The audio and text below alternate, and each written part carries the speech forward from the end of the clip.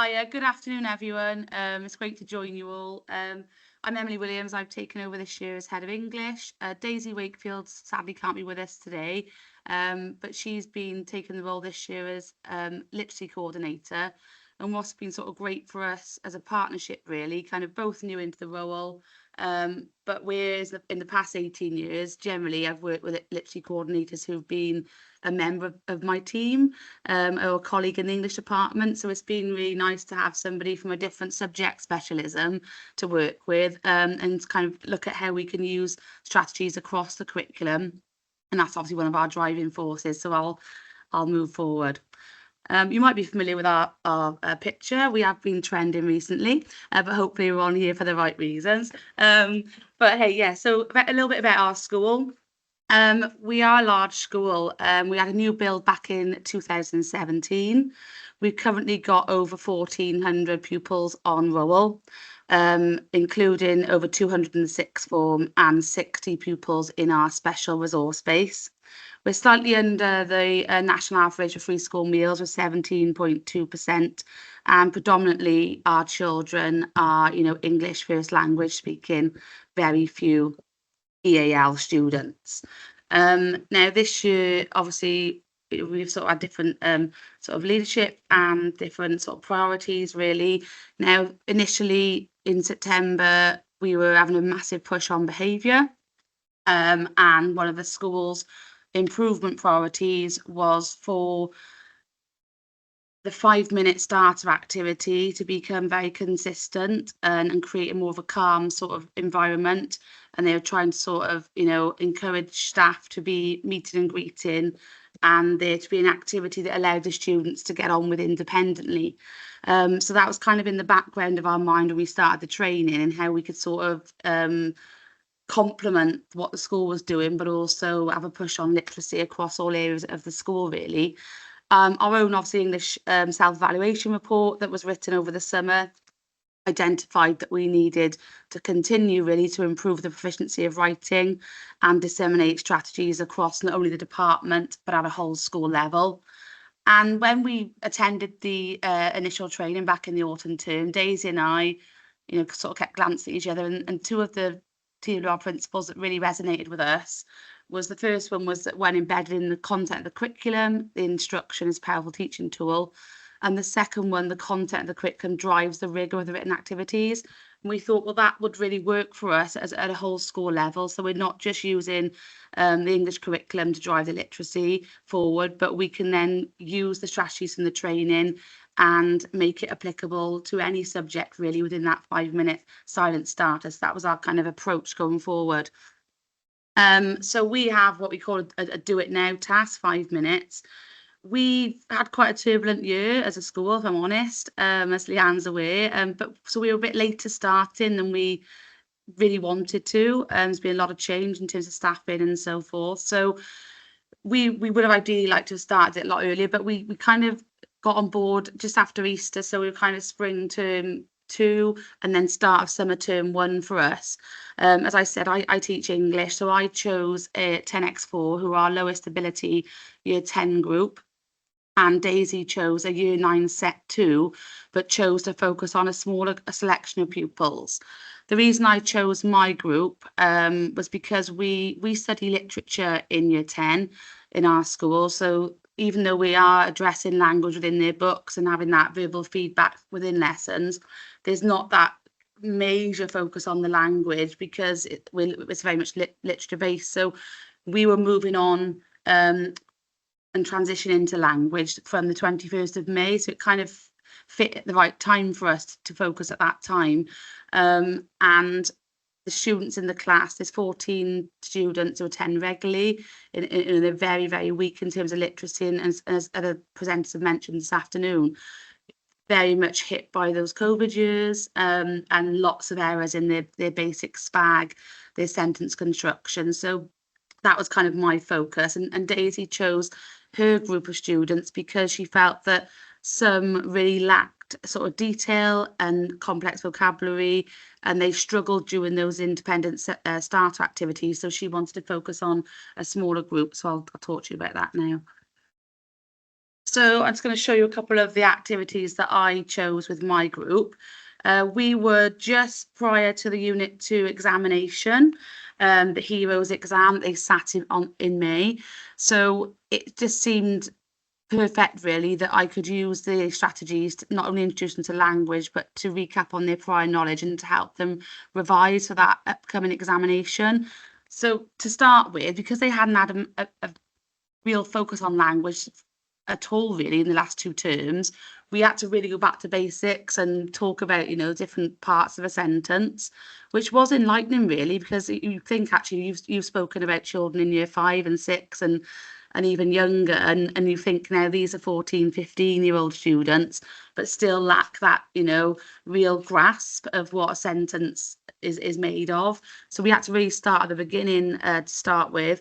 And then we kind of we always do a you do, we do, I do approach. So we started off with a lot of modelling, built their confidence, and then for 5 minutes, then over a series of weeks, we use the sentence fragments to begin with.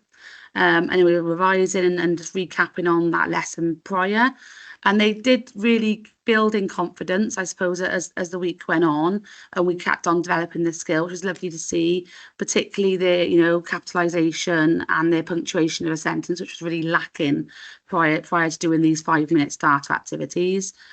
From that, obviously, sorry, the picture quality isn't that great, but, the fact that they were actually writing in full sentences and engaging and annotating some of the characters in the class, in particular, they really embraced it.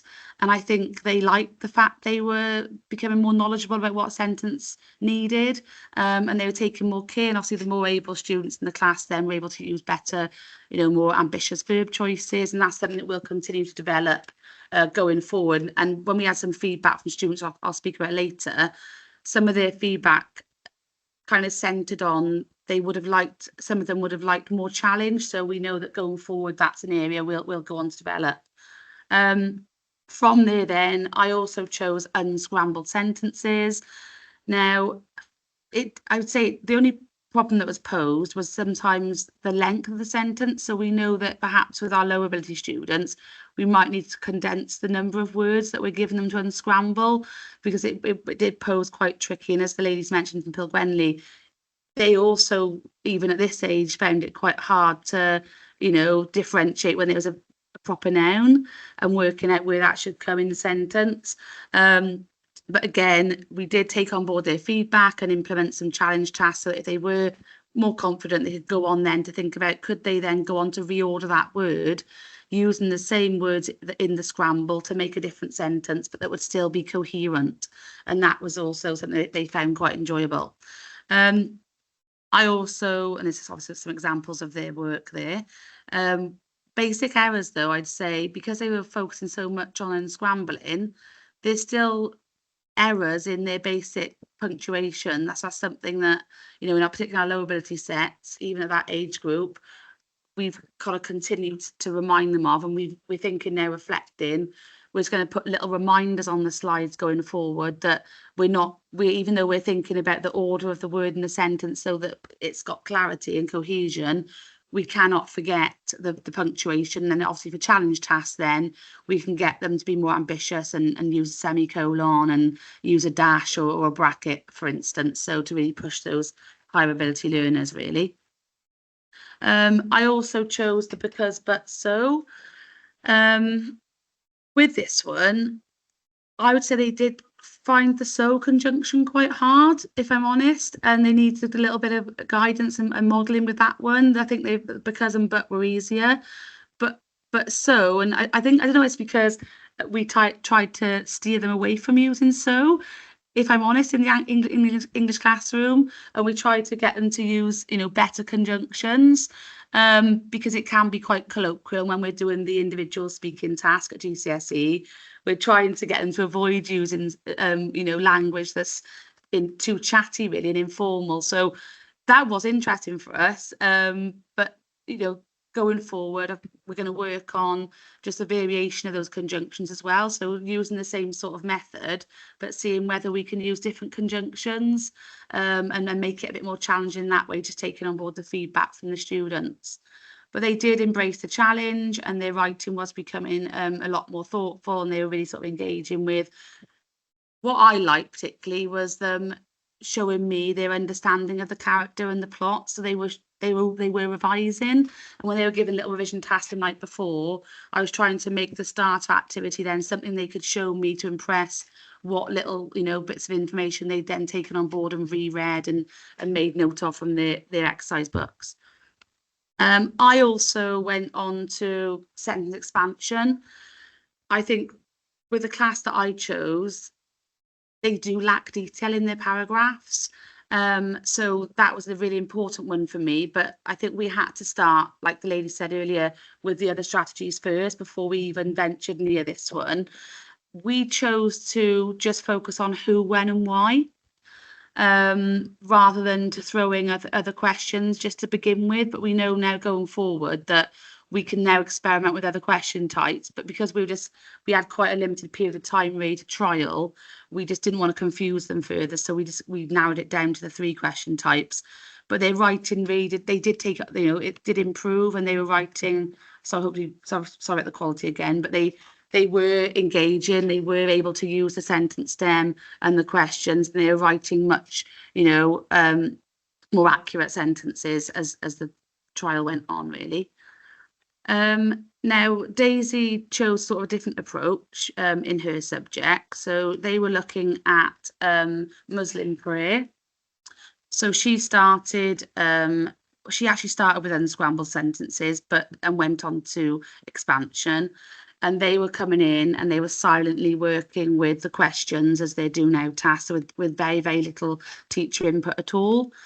And from the examples in the exercise books, it was clear that they were able to take on board that task quite independently. And Daisy was really looking at vocabulary as well, and complex vocabulary that was specialised terminology to do with the RS curriculum. And that's something that she said it did allow them to really sort of focus on just particular word choices. So just having the question types allowed them to have conversation then with their peers about alternative word choices they could use, and then obviously take words from their word walls and things like that were displayed around the classroom. She did use the scrambled sentence first, but like myself, she did find that with the proper nouns and with the amount of words in a sentence, she did have to condense it down to make it a little bit easier for them. But what we particularly liked was that we were trying it across 2 subject areas, and it was successful in both, and we feel more confident now when we obviously meet as a whole school staff in our teaching and learning briefing next week. We're going to showcase and feedback the whole programme at a whole school level, to see how we can further drive this forward. And obviously you can see there in Daisy's books there how they're taking on board the strategies in a different subject. Pupils were spoken to collectively as a group. So when we finished the trial, I spoke with my class along with Daisy, and she joined us. So it was quite nice for them to feed back to her, and likewise when I joined her class. But they did actually embrace the questions, and they thought about why we were asking them about sentences. And they said things like, oh, we could do things like this in other subjects, not just English, miss. And I think that was great for us, because quite often literacy is isolated just to our subject, and we kind of have to pick up the pieces a lot of the time.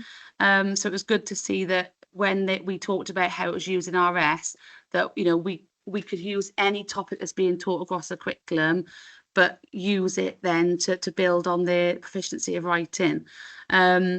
And they said things like, I think my sentences got better after the sentence expansion task. And quite a few of them did say that there could be other tasks in case we finish them quickly. So that is something we've gone on to address, to ensure that every slide we use the do now includes an extension activity for those that are just, ready to move on. Next steps for us. I obviously trialled it with a low ability class. I also then went on to use the strategies at the same time, really, with my key marginal class, so they're more A star to C, and they enjoyed the programme, and they saw the benefits, and I can see it now. We're in the process of a a department review at Caldicot at the moment, English, Maths and Science. And it was nice to see in the feedback we had in lesson observation last Friday that they were talking about the Hockman method, and they were talking, and they would obviously discussing the work in their books, and they went back to the starter activities, and they were discussing how they were really thinking about what words are needed in a sentence, and what makes a proper sentence and a correct sentence. So that was quite pleasing, really.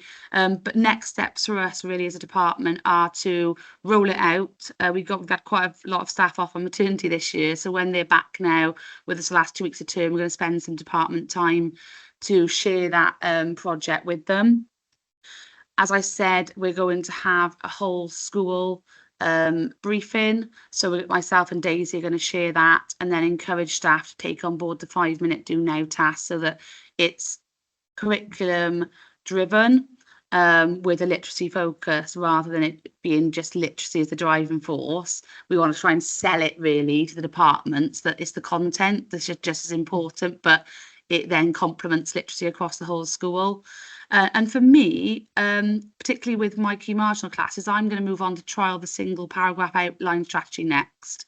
And now they've kind of got better at, creating sentences. It's now how we push it forward to develop better paragraphs, and conduct a wider pupil voice survey to see the feedback on a broader scale, really. But yeah, it was good to do it, to obviously partner up with Daisy and not just make it the responsibility of our team to, push that focus. But now it's how we share it whole school, and really try and sell the benefits and encourage other staff to sign up to the programme. That's where we are at the moment.